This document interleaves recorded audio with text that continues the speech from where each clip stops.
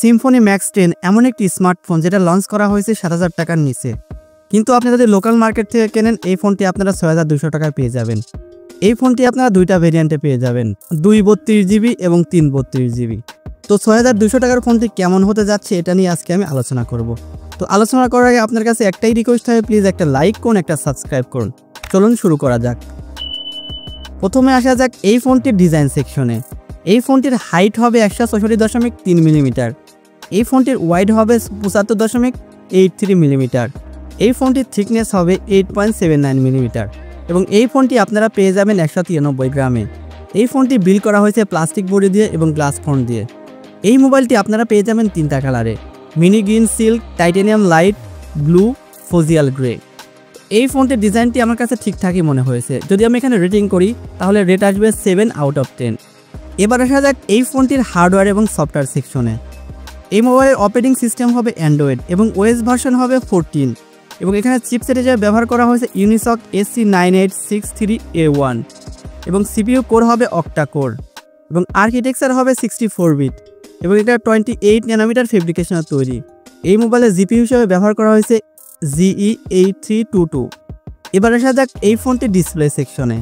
এই ফোনটির display type হবে IPS ইনসেল ডিসপ্লে এবং স্ক্রিন সাইজ হবে 6.56 ইঞ্চি এবং রেজুলেশন হবে 720x1612 পিক্সেল। এর মানে এখানে HD+ রেজুলেশন প্রোভাইড করা হয়েছে। এই মোবাইলের অ্যাসপেক্ট রেশিও হবে 20.15:9 এবং পিক্সেল ডেন্সিটি হবে 269 ppi এবং এই মোবাইলে স্ক্রিন প্রোটেকশন করছে গোরিলা গ্লাস, বাট কোন ভার্সনের গোরিলা গ্লাস প্রোভাইড করা হচ্ছে এটা মেনশন করা হয় নাই।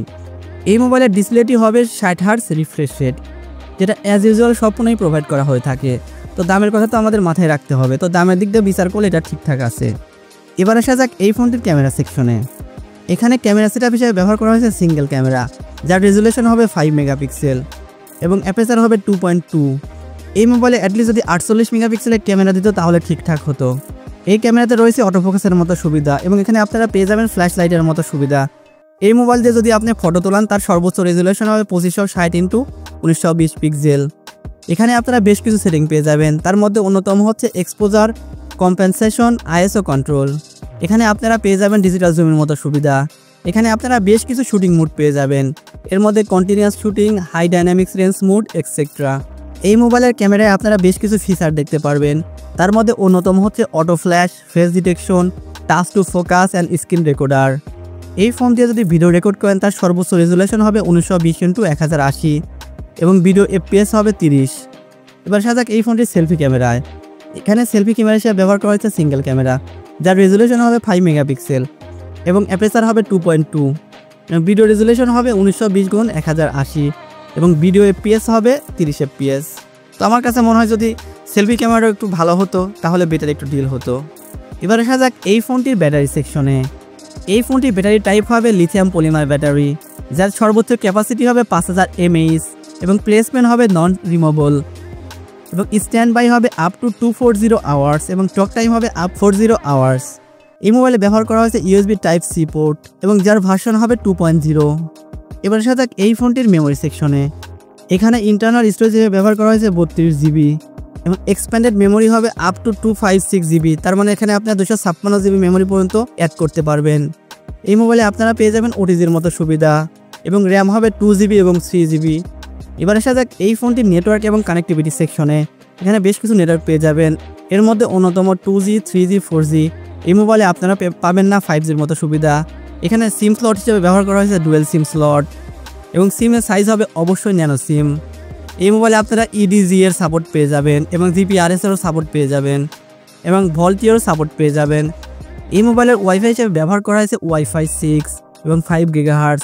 বর্তমানে Wi-Fi 6 চলে আসছে, তো যদি এখানে Wi-Fi 6 দিত তাহলে বেটার একটি ডিল হতো। এই মোবাইলে আপনারা ব্লুটুথ ভার্সন পেয়ে যাবেন 5.0, বর্তমানে 5.4 ব্লুটুথের ভার্সন চলে আসছে, এটা দিলে আর একটু বেটার ডিল হতো। এই মোবাইলে আপনারা পেয়ে যাবেন GPS এর মতো সুবিধা এবং আপনারা পেয়ে যাবেন ওয়াইফাই হটস্পটের মতো সুবিধা।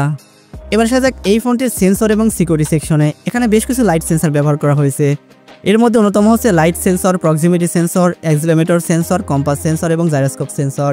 এই মোবাইলে আপনারা পেয়ে যাবেন ফিঙ্গারপ্রিন্ট সেন্সরের মতো সুবিধা, যার পজিশন হবে সাইড মাউন্টেন এবং এই মোবাইলে আপনারা পেয়ে যাবেন ফেস আনলকের মতো সুবিধা। এই মোবাইলে আপনারা পাবেন না ডলবি সাউন্ডের মতো সুবিধা যদি এই মোবাইলে ডলবি সাউন্ড প্রোভাইড করতো তাহলে আমার কাছে আর একটু ভালো লাগতো। এই ছিল আজকের মতো এই মোবাইলের খুঁটিনাটি। তো ভিডিও সম্পর্কে যদি আপনার মতামত থাকে প্লিজ কমেন্টে বলতে পারেন, কারণ ভিডিও তো আপনার জন্যই বানাই। তো এত সময় ভিডিওটি দেখার জন্য অসংখ্য ধন্যবাদ। আল্লাহ হাফেজ।